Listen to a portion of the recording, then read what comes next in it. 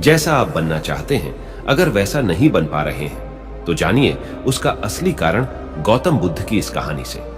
नमस्कार दोस्तों, आप सभी का स्वागत हमारे चैनल इंस्पायर फॉर लाइफ पर है। दोस्तों, क्या आप जैसा बनना चाहते हैं वैसा नहीं बन पा रहे हैं, या जो आप चाहते हैं अगर वो नहीं हो रहा है, तो आज की यह कहानी आपके लिए ही है। दोस्तों, इस कहानी को ध्यान से अंत तक जरूर सुनना। दोस्तों, अगर आप इस कहानी को अंत तक ध्यान से सुनते हैं तो आपको इस कहानी से बहुत कुछ ऐसा सीखने को मिलने वाला है जो आपको आपकी लाइफ में बहुत काम आने वाला है। इसलिए इस कहानी को अंत तक अवश्य सुनें। लाइफ चेंजिंग गौतम बुद्धा की कहानी। दोस्तों, आज आपके पास जो कुछ भी है वो इसीलिए नहीं है कि आपकी किस्मत में इतना ही लिखा था या फिर आपकी किस्मत ही खराब है, बल्कि वो इसीलिए है क्योंकि आप इतना ही डिजर्व करते हैं। दोस्तों, यह प्रकृति बड़ी ही न्यायप्रिय है। यह उसे उतना ही देती है जितने का वह हकदार होता है। चाहे वह ज्ञान हो या धन, अभी आपके पास उतना ही है जितने की आप हकदार हैं। लेकिन अगर आपको इससे भी ज्यादा चाहिए तो आपको उसके काबिल बनना होगा। दोस्तों, ऐसा कौन सा गुण है जो आपको काबिल बनाता है? क्या आप उस गुण के बारे में जानना चाहते हैं? अगर आप जानना चाहते हैं, आप गौतम बुद्ध के जीवन की इस कहानी को अंत तक ध्यान से जरूर से सुनें। दोस्तों, इस कहानी को सिर्फ समझेगा मत, बल्कि इस कहानी को अपने भीतर उतर जाने दीजिए। तो बिना समय को गवाए चलिए कहानी की शुरुआत करते हैं। गौतम बुद्ध के जीवन की शिक्षा प्रति कहानी जो आपका जीवन बदल देंगी। दोस्तों, एक बार गौतम बुद्ध को एक सभा में भाषण करना था, और जब सभा का समय हुआ तब बुद्ध वहां आए और बिना कुछ बोले ही वहां से चले गए। तकरीबन 100 से भी ज्यादा लोग बुद्ध का उस सभा में इंतजार कर रहे थे, और बुद्ध के इस तरह के व्यवहार को देखकर सभी लोग बहुत चौंके, लेकिन किसी ने भी बुद्ध से कोई भी प्रश्न नहीं किया। दोस्तों, अगले दिन फिर से सभा का आयोजन हुआ, और दूसरे दिन सभा में लोगों की संख्या तकरीबन घट गई। इस बार तकरीबन 80 लोग सभा में बैठे हुए थे। बुद्ध सभा में आए, लेकिन इस बार भी बुद्ध ने वही किया, यानी बुद्ध इस बार भी आए और बिना कुछ बोले ही वहां से चले गए। लोग दोबारा से चौंके, लेकिन किसी ने भी बुद्ध से कोई भी प्रश्न नहीं किया। अगले दिन सभा का आयोजन फिर से किया, लेकिन इस बार सभा में लोगों की संख्या और घट गई। इस बार सभा में केवल 50 के करीब ही लोग आए हुए थे। बुद्ध सभा में फिर से आए और उन्होंने इधर उधर देखा और बिना कुछ बोले ही सभा से चले गए। उसके बाद कुछ लोग क्रोधित भी हुए, क्योंकि लोगों ने अपना काम छोड़ छोड़ कर आए हुए थे, लेकिन किसी ने भी बुद्ध से कोई प्रश्न नहीं किया। अगले दिन फिर से सभा का आयोजन हुआ। दोस्तों, आप लोग जो इस कहानी को सुन रहे हैं, आप में से भी कुछ लोग मन ही मन यह कह रहे होंगे कि अरे, कितनी बार सभा का आयोजन होगा, और आप लोगों को भी इस कहानी को सुनते वक्त इरिटेशन होना शुरू हुआ होगा। और जिन जिन लोगों को भी अभी इरिटेशन होनी शुरू हो गई है, उन लोगों को तो यह कहानी बड़े ध्यान से पढ़कर समझना चाहिए, क्योंकि यह कहानी आपके लिए ही है। अगले दिन फिर से सभा का आयोजन हुआ, लेकिन इस बार सभा की संख्या और ज्यादा घट गई थी, यानी इस बार सभा में सिर्फ 30 लोग ही थे।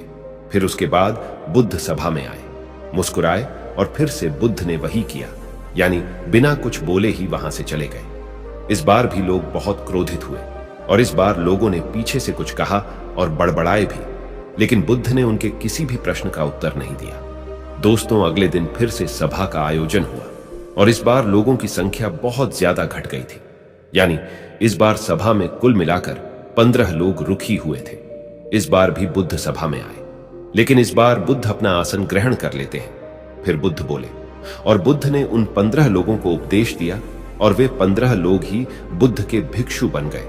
और आगे चलकर उन 15 लोगों ने ही बुद्ध के ज्ञान को अलग अलग दिशाओं में फैला दिया। फिर एक दिन बुद्ध से किसी ने पूछा कि बुद्ध, आप कई दिनों तक बिना बोले ही सभा से क्यों चले जाते थे?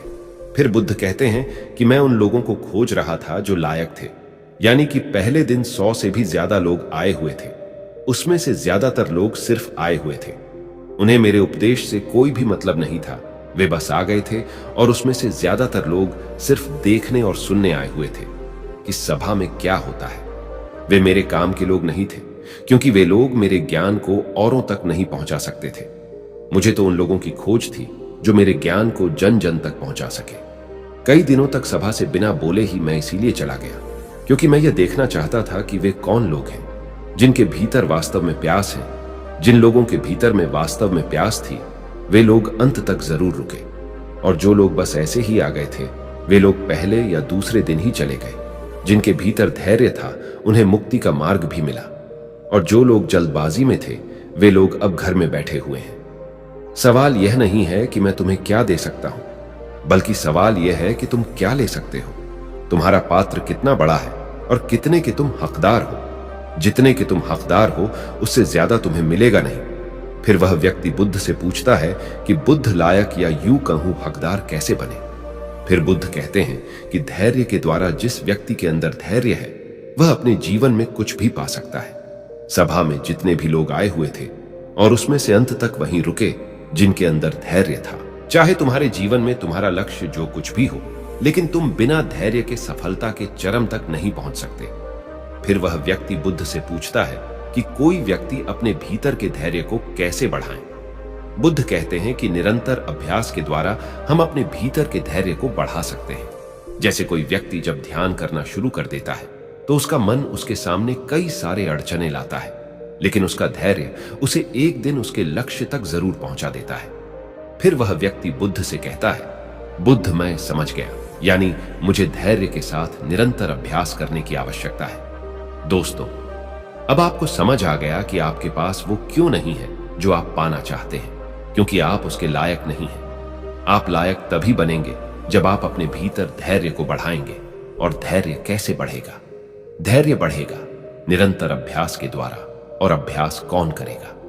अभ्यास करेंगे आप, तो फिर करते क्यों नहीं? दोस्तों, खुद से ईमानदारी के साथ एक प्रश्न जरूर पूछिएगा जो आप भविष्य में बनना चाहते हैं। उसके लिए क्या आप धैर्य के साथ कर्म कर रहे हैं? दोस्तों, अगर उसका उत्तर नहीं है तो अपनी असफलता के लिए जिम्मेदार आप खुद होंगे। दोस्तों, आज की यह गौतम बुद्ध की शिक्षाप्रद कहानी आपको बहुत पसंद आई होगी, तो नीचे कमेंट बॉक्स में यस जरूर लिखें, और उसके साथ ही इस कहानी को अपने दोस्तों के साथ शेयर करना नहीं भूलें। अगर आपको हमारी वीडियोस अच्छी लगती है तो प्लीज हमारे चैनल इंस्पायर फॉर लाइफ को सब्सक्राइब अवश्य करें, और हमारी वीडियोस पर लाइक करें, और हमारी वीडियोस को शेयर जरूर से करें। आप सभी का बहुत बहुत धन्यवाद और धन्य बने रहे आप, और मिलते हैं जल्द ही।